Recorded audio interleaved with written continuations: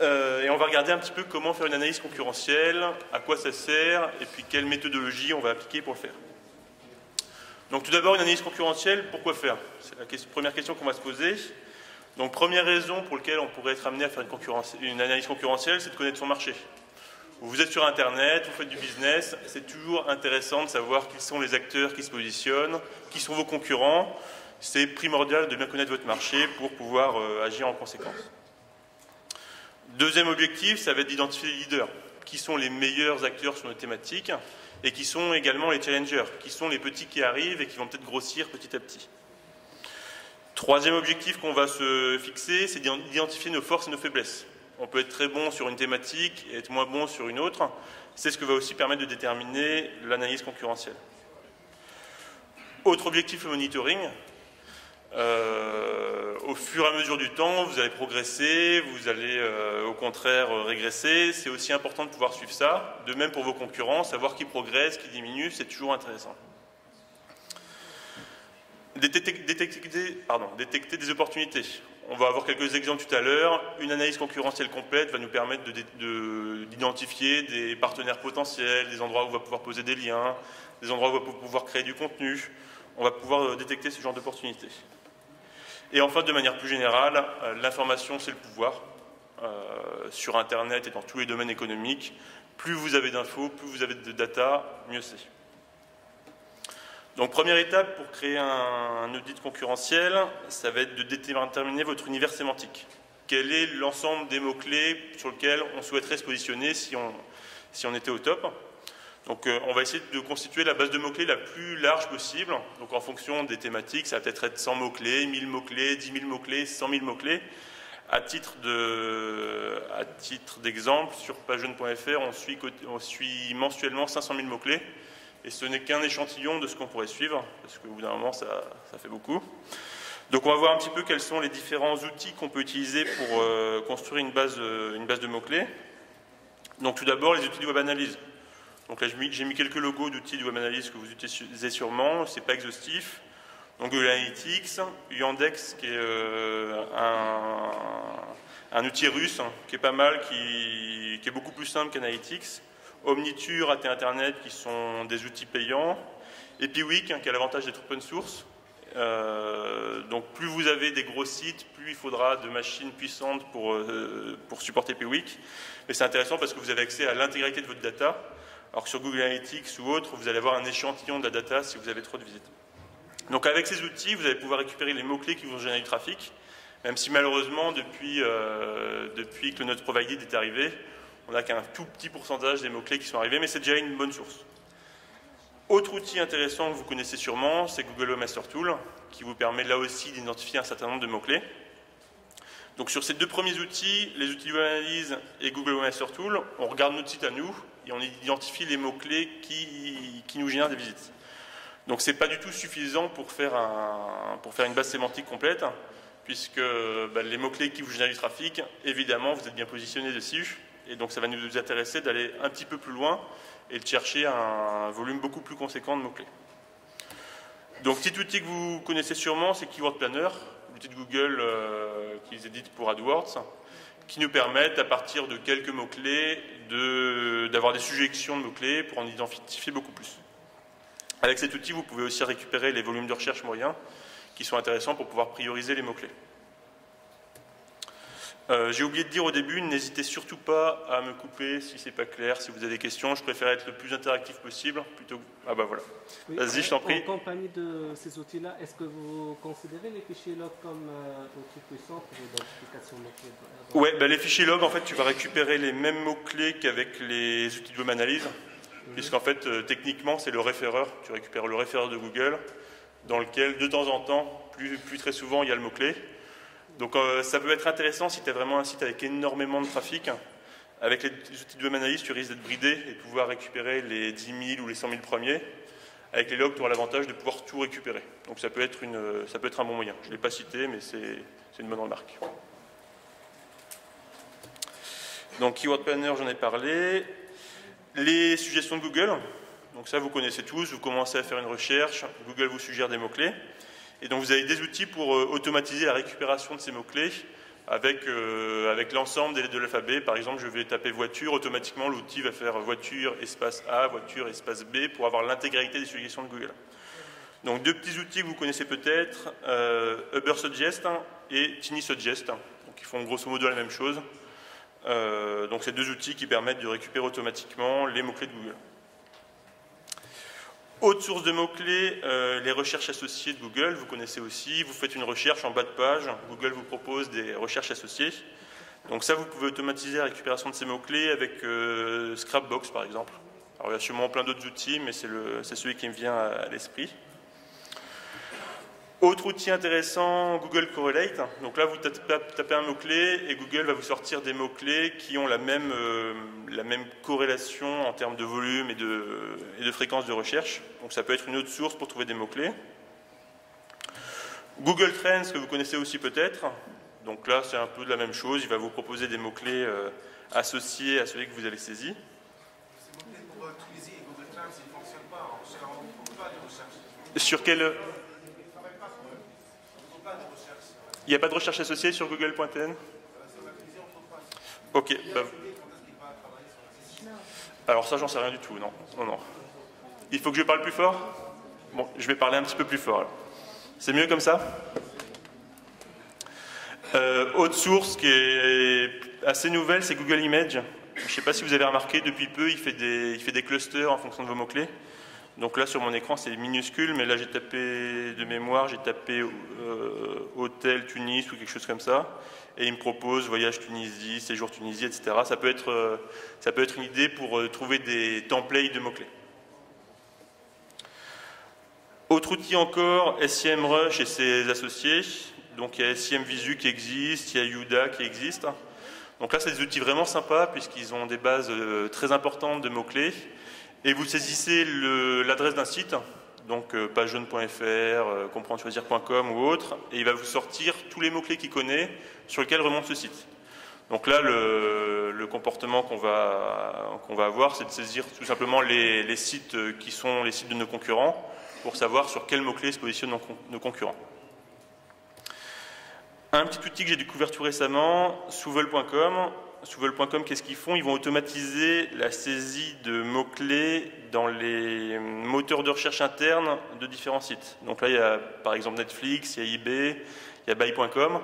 Donc là aussi, ça va être une manière d'enrichir une base sémantique pour découvrir de nouveaux mots-clés.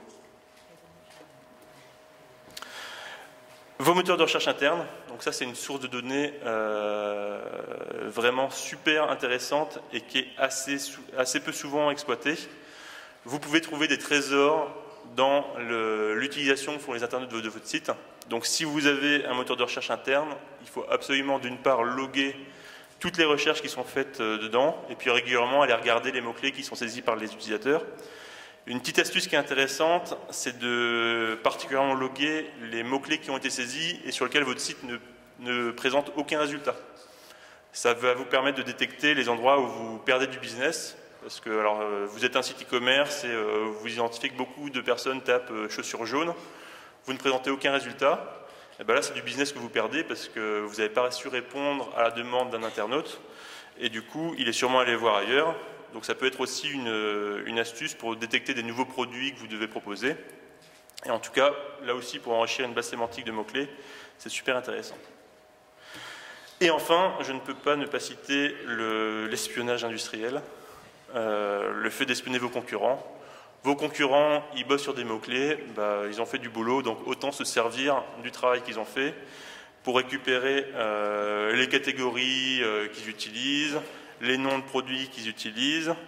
Donc là, j'ai mis l'exemple de TripAdvisor et de Booking. Imaginons que je sois dans le tourisme, je peux être intéressé pour récupérer tous les noms d'hôtels qu'ils proposent pour constituer ma base de mots-clés.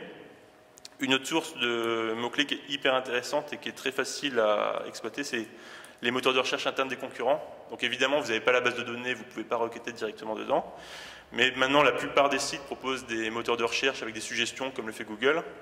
Et généralement, c'est très facile de créer un petit script pour récupérer l'ensemble des mots-clés qu'ils proposent.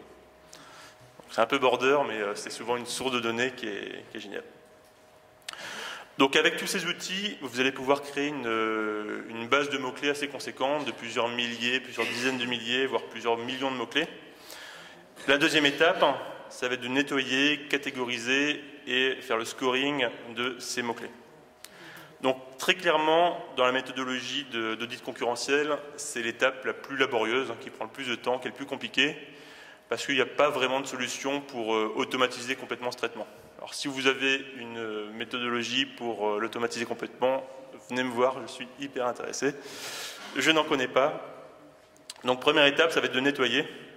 Donc très clairement, quand vous allez utiliser différents outils qu'on a vus pour constituer une grosse base de mots-clés, vous allez vous retrouver avec des mots-clés qui ne correspondent pas du tout à l'activité que vous proposez. Et donc ça ne va pas vous intéresser de les conserver pour faire une analyse concurrentielle sur des mots-clés qui ne relèvent pas de votre activité, ça ne sert à rien. Donc toute une phase de nettoyage pour sortir tous les mots-clés qui ne nous intéressent pas. Donc une petite astuce pour semi-automatiser ce travail, ça va être de regarder sur ces mots-clés qui sont les sites qui remontent et de sortir tous les mots-clés sur lesquels aucun de vos concurrents ne remonte. Si vous avez trouvé des mots-clés sur lesquels aucun... Alors je vais reprendre un exemple de e-commerce. Si mes concurrents, c'est du Amazon, du Cdiscount, du Rue du Commerce, vous pouvez être à peu près sûr qu'ils remontent sur ces mots-clés. Et donc si j'identifie des mots-clés sur lesquels aucun de ces acteurs ne remonte, c'est très certainement que ce mot-clé il est complètement à côté de la plaque. Et donc là, je peux me permettre de le sortir automatiquement. Deuxième étape, ça va être de catégoriser chacun des mots-clés. Oui, il y a une question. Oui.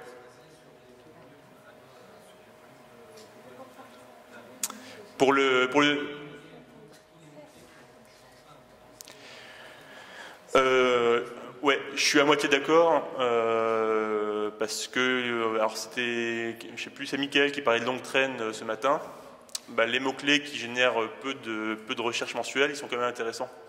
Avoir une masse de visites depuis... alors, avoir une visite depuis 10 000 mots-clés différents, c'est intéressant. Et c'est souvent plus facile qu'avoir 10 000 visites d'un seul mot-clé. Donc ça peut être un moyen de scorer, je parle de scoring juste après. Donc cette information est bonne, mais à mon avis, il ne faut pas exclure tous les mots-clés qui génèrent peu de recherches. Et donc la catégorisation va vous permettre ensuite de faire des analyses un petit peu différentes.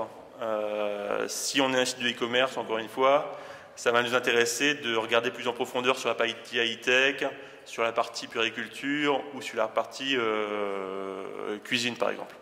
L'analyse globale ne va pas forcément être hyper intéressante, on va rapidement avoir envie d'aller dans le détail de chacune des catégories. Et enfin le scoring, c'est là que les volumes de recherche peuvent être intéressants. C'est qu'évidemment, un mot-clé qui fait deux recherches mensuelles n'a pas tout à fait la même importance qu'un mot-clé qui en fait 20 000. Et donc c'est intéressant de pouvoir scorer pour identifier les mots-clés qui sont les plus importants pour nous. Donc les volumes de recherche, c'est une data, mais on peut en associer plein d'autres. Donc par exemple, on peut associer des données business. Un mot-clé lié au high-tech me génère plus de business qu'un mot-clé lié à la puriculture. Donc je vais scorer davantage ce mot-clé, je vais lui accorder plus de poids dans mes analyses. Troisième étape, là on va récupérer de la data. Donc on a fait notre liste de mots-clés. Oui, encore une remarque?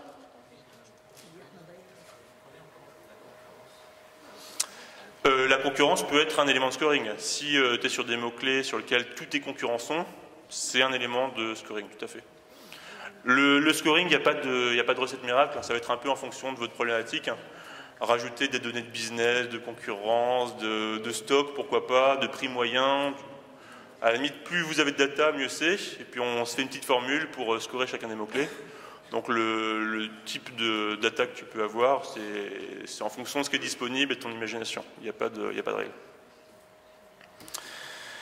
Donc on a constitué notre base de mots-clés et on va avoir envie de récupérer pour chacun de ces mots-clés qui sont les acteurs qui remontent dans Google.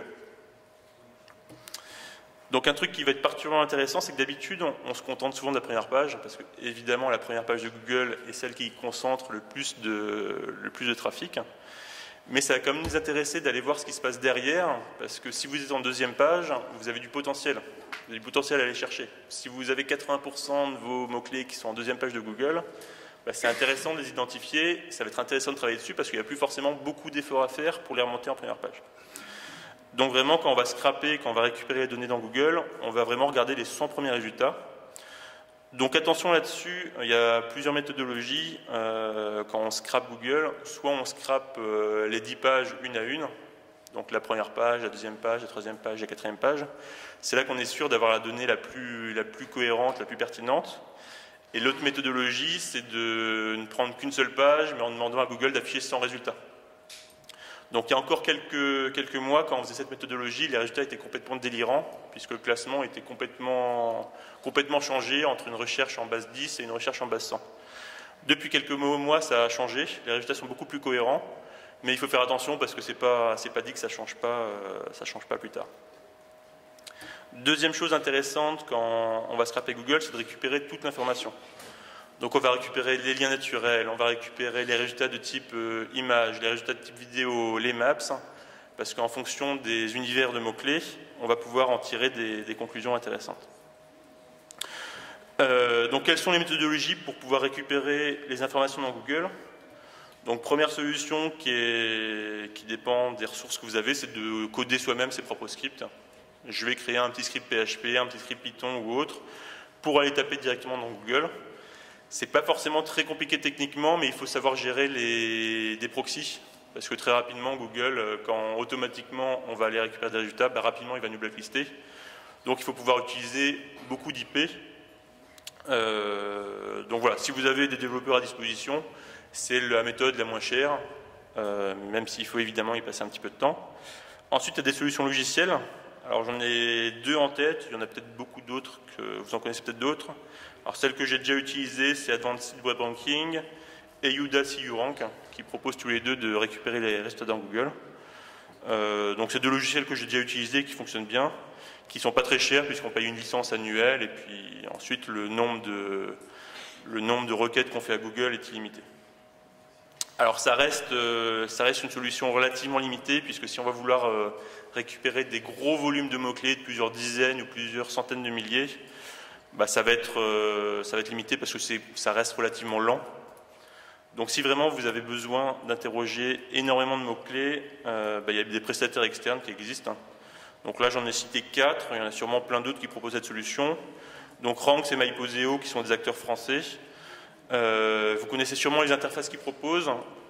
Ces interfaces sont limitées, vous pouvez les contacter en direct pour leur demander je veux récupérer les résultats de Google sur 10 000 mots-clés.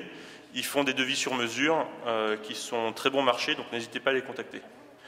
iProspect, c'est une agence de référencement française qui propose ce service aussi.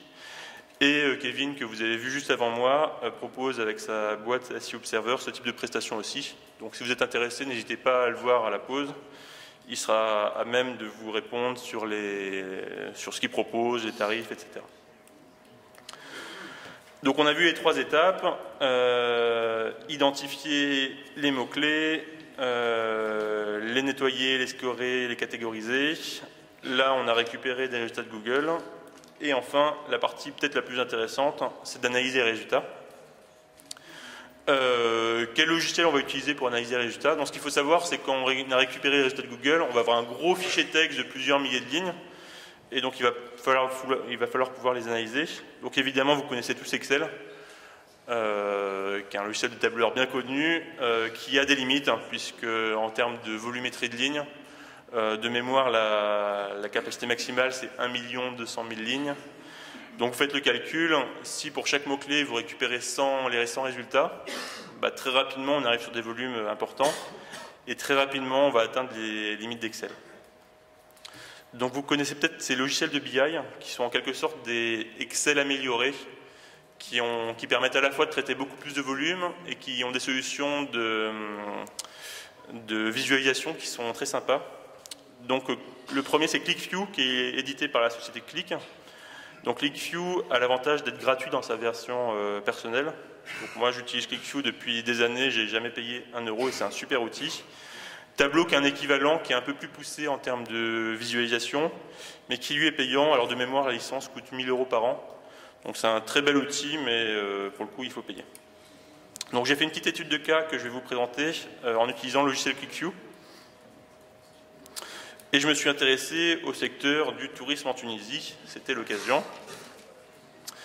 Donc je ne me suis pas trop pris la tête pour la création d'univers sémantique, Donc très clairement, ce que j'ai fait est très limité. Il faut pas se contenter de ce que j'ai fait, mais là, j'ai péché par paresse et manque de temps. Donc ce que j'ai fait, j'ai sorti 5 mots-clés: hôtel, restaurant, chambre d'hôte, voyage, séjour. Et j'ai récupéré toutes les villes de Tunisie. Donc là, j'ai tout simplement demandé à Wikipédia. Hein. Je ne suis pas expert de la géographie en Tunisie. Et Wikipédia me disait qu'il y avait 264 villes en Tunisie. J'espère que c'est correct. Sinon, mon analyse est complètement foireuse. Et donc, j'ai tout simplement couplé les deux sources. Donc, j'ai fait hôtel Tunis, restaurant Tunis, chambre d'hôte Tunis, voyage Tunis, séjour Tunis. Et ça pour toutes les villes de Tunisie. Ce qui me faisait un univers sémantique de 1320 mots-clés. Donc, très clairement, ce n'est pas suffisant. Si on avait voulu faire une analyse complète, il aurait fallu rajouter des noms d'hôtels, des lieux touristiques, enfin il aurait vraiment fallu pousser l'analyse pour enrichir la base sémantique. Donc c'est surtout pour, à titre d'exemple que j'ai fait ça, c'est clairement pas une étude qui aboutit. Je les ai chargés dans ClickView, dont je voulais vous faire une petite démo, mais malheureusement ce ne sera pas possible puisqu'il faut que je connecte à une machine distante et le Wi-Fi est franchement pas au top. Ce qui est vraiment sympa avec ClickView, c'est qu'une fois que vous avez chargé la data, vous pouvez jouer avec. Vous avez des filtres qui vont permettre de modifier en temps réel les graphiques que vous avez définis. Et vous allez pouvoir dire, ce graphique que j'ai généré sur les 10 premières positions de Google, tout d'un coup, je vais vouloir le faire sur les 30 premières positions de Google. Et les graphiques que vous avez définis vont changer en direct. Donc j'ai chargé mes mots-clés, et puis vous voyez bien que j'ai 1320 mots-clés répartis par catégorie. Ma catégorisation est à ce niveau-là. J'ai défini que tous les mots-clés liés à chambre d'hôte, c'est la catégorie chambre d'hôte. Donc 264 mots-clés par catégorie. J'avais récupéré aussi les volumes de recherche moyens grâce à Keyword Planner.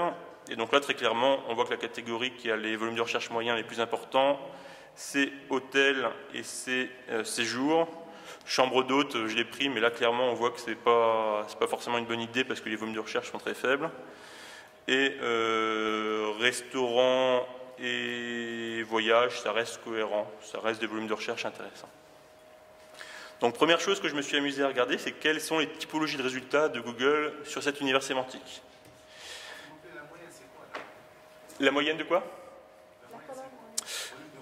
Volume de recherche, c'est tout simplement pour chaque mot-clé, donc chambre d'hôte Tunis, chambre d'hôte Sousse, etc. C'est Google. Oui, la source de données, c'est Google. Et la moyenne, c'est tout simplement le volume de recherche total d'une catégorie divisé par le nombre de mots-clés. Donc, je ne sais pas le total du coup. En fait, j'ai additionné les volumes de recherche de chaque mot-clé de la catégorie, divisé par 264, le nombre de mots-clés. Tout simplement. Et donc oui, volume de recherche, c'était le total, et du coup divisé par moyenne. Oui, d'accord. Du coup, oui, pardon. Je recommence. La troisième colonne, du coup, c'est la somme. Et la quatrième colonne, c'est la moyenne. Donc la somme divisée par le nombre de mots-clés. Désolé, j'étais un peu embrouillé dans mes réponses. Oui. Alors, il n'y a malheureusement pas beaucoup de sources. Hein. La seule source, en quelque sorte, c'est Google.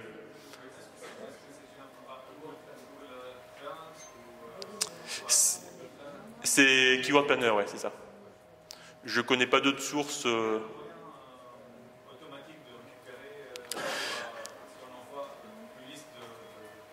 Oui, en fait, alors des outils en ligne, je ne pense pas que ça existe. Hein. Par contre, les prestataires que j'ai cités, ils proposent tous la récupération automatique des volumes de recherche.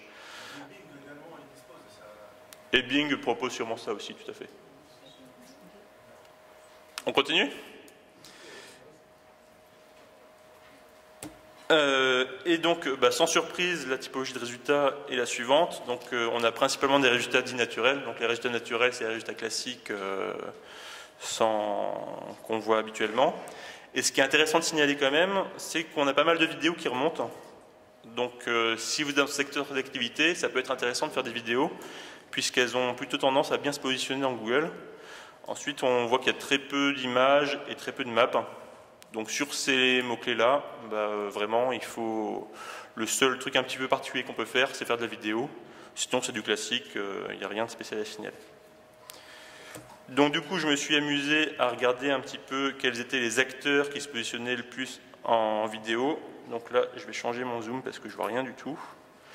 Et sans trop de surprise, c'est YouTube, c'est Dailymotion, c'est Watt.tv. Donc il y a finalement très peu de sites qui sortent du lot en proposant la vidéo. Donc là, très clairement, si vous avez des vidéos à proposer, il faut absolument les mettre sur YouTube, sur Dailymotion, parce que c'est ces sites-là qui remontent. Ensuite, je me suis posé la question, quel était le site qui avait le plus de positions? Donc j'ai interrogé, pour rappel, les 1320 mots-clés, j'ai récupéré les 100 premiers résultats de Google, et je me suis intéressé de regarder qui était le site qui avait le plus de positions. Alors est-ce que vous avez une idée de qui est l'acteur le plus visible? Wikipédia? D'autres idées? Comment? Travel to do. Alors, petite chose que j'ai pas précisé, c'est que j'avais pas les outils pour interroger google.tn, donc c'est google.fr. TripAdvisor, Booking, qui dit mieux? Retard.fr. Bon, alors vous êtes tous à côté de la plaque. Du coup, je vais reposer la question d'une autre façon. Qui est le site qui est le plus gros Black Hat SEO? Pas d'idée? Black Hat World? Alors, toujours pas. Du coup, une petite illustration pour vous donner un indice. C'est un scanner, l'image. Hein. Instagram? Non. Google, j'ai entendu, bravo, c'est Google. Le plus gros Black Hat du monde, c'est Google. Et vous connaissez sûrement books.google.fr ou .com, le service de numérisation de livres de Google. Et le plus gros acteur largement qui se positionne sur le plus de mots-clés, sur les mots-clés que j'ai recherchés, c'était books.google.fr. Donc c'est lui qui avait le plus de positions. Donc du coup, on peut s'amuser à regarder un petit peu le type d'URL qui remonte. Et en fait, Google, ils se font vraiment pas chier. Ils ont fait une page pour tous les livres qui existent dans le monde, quasiment, avec une petite descriptif, du linking connexe pour faire du SEO, un gros pavé de mots-clés, comme on faisait il y a 10 ans, et tout simplement, ils ont scanné toutes les pages. Donc ce qui est assez marrant, c'est que pour ceux qui sont un peu des dinosaures du SEO, qui faisaient du SEO il y a 10 ans, il y a 15 ans, on a tous eu l'idée, un jour ou l'autre, et on l'a tous plus ou moins fait, de scanner un vieux livre de recettes de grand-mère et d'en faire des pages web. Mais en fait, Google, 10 ans plus tard, c'est ce qu'ils font, quoi. Si on regarde que les hôtels, par exemple, là aussi, c'est toujours books.google.fr, suivi de TripAdvisor, qui a le plus de positions. Et ce qui est assez intéressant, c'est qu'on identifie un petit site qui est en 4e position, qui s'appelle wikimapia.org. Alors, je ne sais pas si vous le connaissez, pour moi il était inconnu au bataillon, ce site. Je suis allé regarder un petit peu ce qu'il proposait.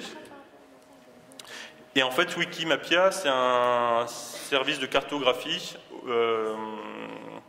contributif. Donc chacun peut contribuer en rajoutant des lieux. Donc du coup, moi je me suis amusé à créer un lieu sur Tuni SEO. Donc je ne savais pas trop où c'était, donc j'ai fait un vieux triangle tout pourri.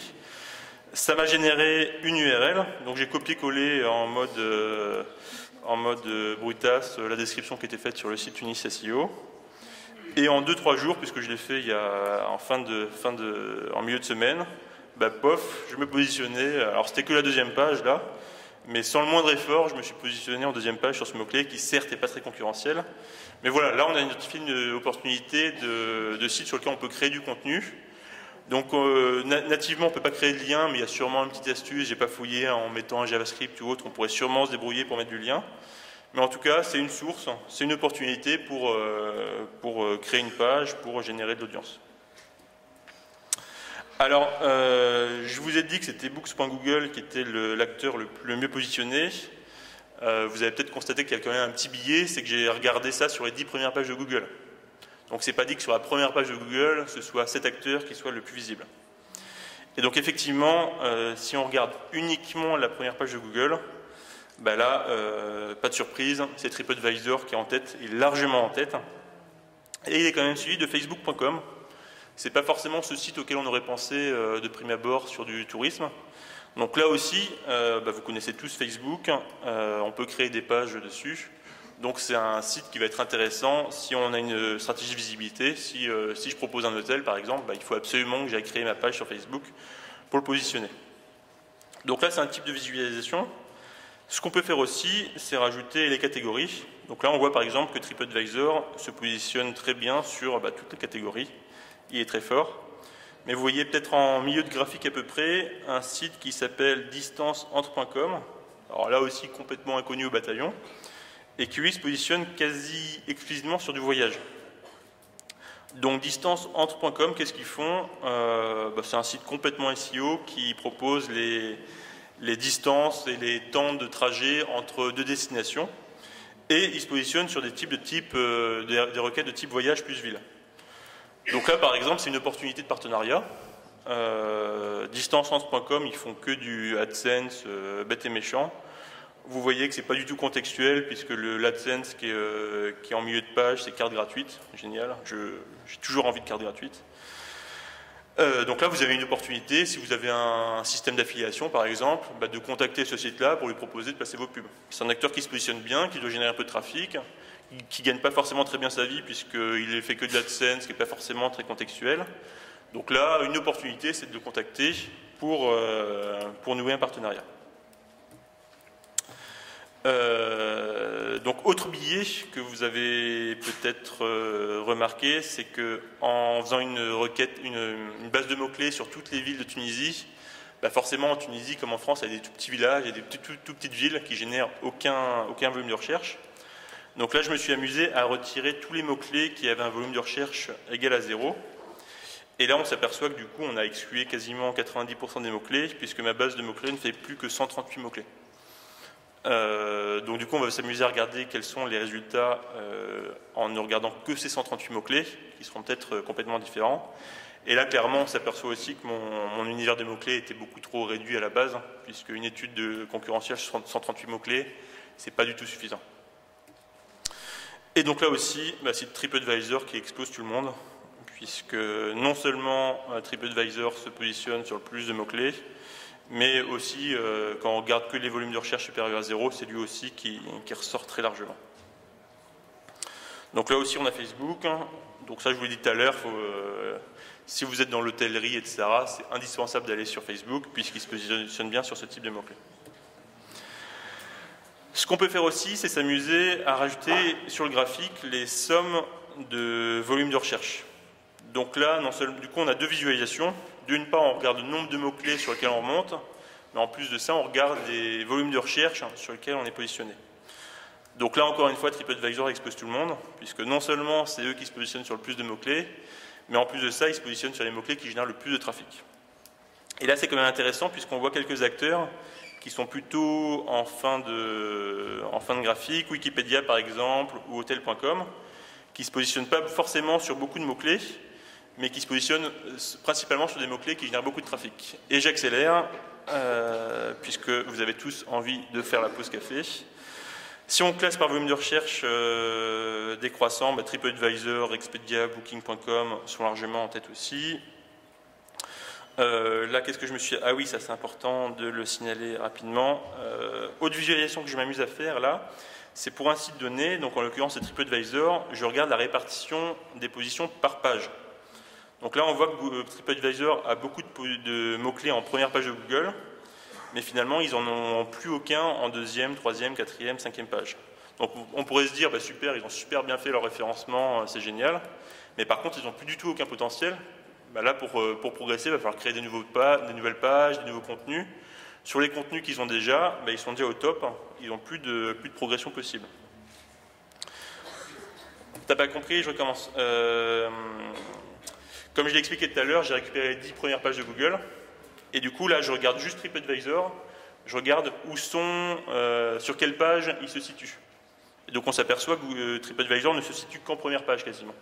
Ils n'ont quasiment aucun mot-clé en deuxième, troisième, quatrième page. Et du coup, TripAdvisor, il génère un trafic considérable. Mais là, ils n'ont plus vraiment de marge de progression. Puisque tous les mots-clés qui travaillent sont déjà en première page. Donc s'ils veulent progresser, il va falloir forcément créer des nouveaux lieux, inscrire des nouveaux hôtels, créer des nouveaux contenus, parce qu'ils n'ont plus vraiment de potentiel en deuxième et troisième page. Et du coup, je vais montrer un autre exemple Alors là, je vais passer books.google.fr qu'on évoquait tout à l'heure. Eux, en fait, ils ont peu de positions en première page, mais ils ont énormément en deuxième et troisième page. Et donc là, c'est typiquement un site qui a beaucoup de potentiel. Parce que ces mots-clés qui sont en deuxième et troisième page, il n'y a pas forcément besoin de beaucoup d'efforts pour les remonter en première page. Peut-être améliorer un petit peu le linking interne, peut-être améliorer un petit peu le linking externe. Mais là, c'est un site qui a énormément de potentiel, parce que si on arrive à pousser les positions en page 2 et 3 en première page, ben leur trafic va exploser. Et donc là, je compare 3 sites, books.google.fr, taira.tn et tripadvisor.fr. Donc très clairement, si je devais choisir un site pour lequel je devrais être responsable SEO, ce serait Google, parce qu'il y a énormément de potentiel. Là, si je vais chez TripAdvisor, il n'y a aucun potentiel. Comment je vais faire pour progresser en audience? Je n'ai pas de levier. Google, là, il suffirait de pousser un peu toutes les positions qui sont en page 2 et les mettre en page 1, leur trafic explose. Ou faire tomber les concurrents. Il s'avère aussi. Pour finir, je me suis amusé à faire le classement. Catégorie hôtel, en première page, c'est TripAdvisor, Booking et Hotel.com qui sont sur le podium. Si on regarde les chambres d'hôtes, TripAdvisor, Facebook, il y a un petit site inconnu, nashua.com. Si on regarde les restaurants, TripAdvisor, Facebook, qui trustent beaucoup de positions, et il y a quand même restotunisie.com qui est en troisième position. Si on regarde les séjours, ça change un petit peu, puisqu'on a Expedia, Liligo qui montent sur le podium. Et pareil sur les voyages, Expedia et Liligo sont super bien positionnés. Alors je voulais faire une démo, mais j'ai ni...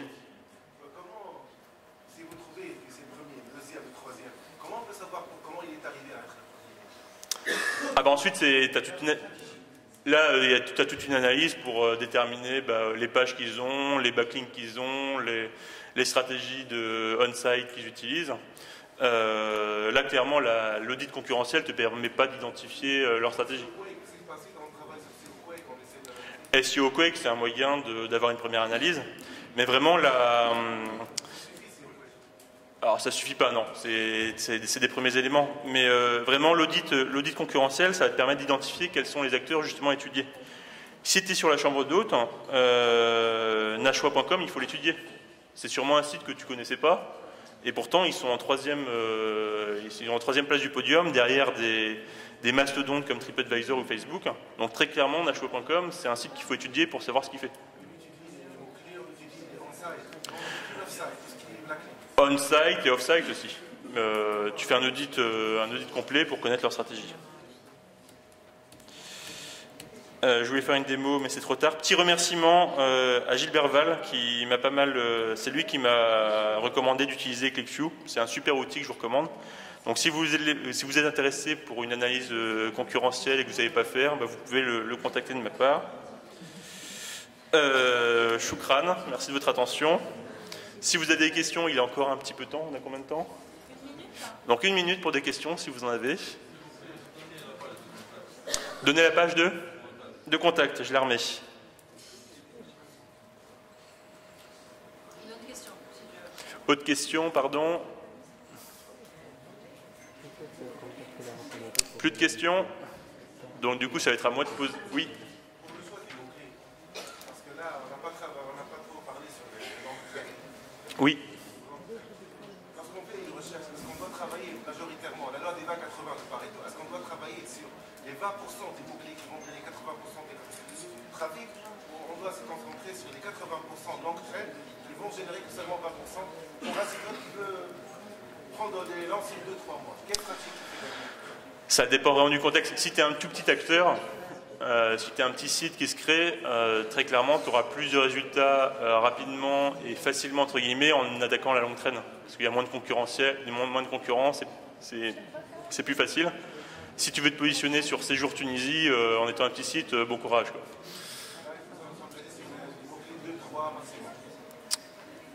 2-3 termes, tu veux dire? Par exemple. Ça dépend. Soit tu as une stratégie long tail et tu vas plutôt travailler les mots-clés qui n'ont pas beaucoup de volume de recherche, mais en faisant le pari qu'en travaillant sur beaucoup de mots-clés qui indépendamment génèrent peu de trafic, tu vas quand même générer une certaine audience. Si on va sur le Google Keyword, parce qu'il donne des résultats, il vous donne les recherches mensuelles. Oui. Mais également, il vous donne les compétitions. Oui. Les compétitions. vers les mots-clés qui donnent le plus la monétisation, ou est-ce qu'il faut aller plutôt vers les mots-clés? Il faut regarder plus la compétition, ou il faut aller regarder plus le trafic? Donc c'est une évidence. C'est impossible de répondre à la question sans connaître ton contexte. C'est un choix stratégique. Qu'est-ce que je vais attaquer? Quels sont les moyens dont je dispose? Quelle va être ma stratégie SEO? Si tu utilises des techniques un petit peu black, où tu te dis j'ai une stratégie court-termiste, je vais bourriner sur le mot-clé hôtel Tunis et je vais avoir un site qui va avoir une durée de vie de 3 mois, 6 mois, c'est une stratégie. C'est peut-être la stratégie que tu peux avoir, mais il n'y a pas de réponse, définitive. Ça dépend vraiment de ta stratégie. Un site d'actualité, il va chercher le trafic. Pour un site e-commerce, il va chercher les mots-clés qui sont monétisables. Alors, je vous propose de poursuivre le On continue. de ce café, si ça ne vous dérange pas. Et j'ai ma question. Alors ça va aller très vite du coup. Quel logiciel peut-on scraper, avec quel logiciel peut-on scraper Google? Scrapbox. Hop. Bravo. Merci Jean-Benoît, bravo.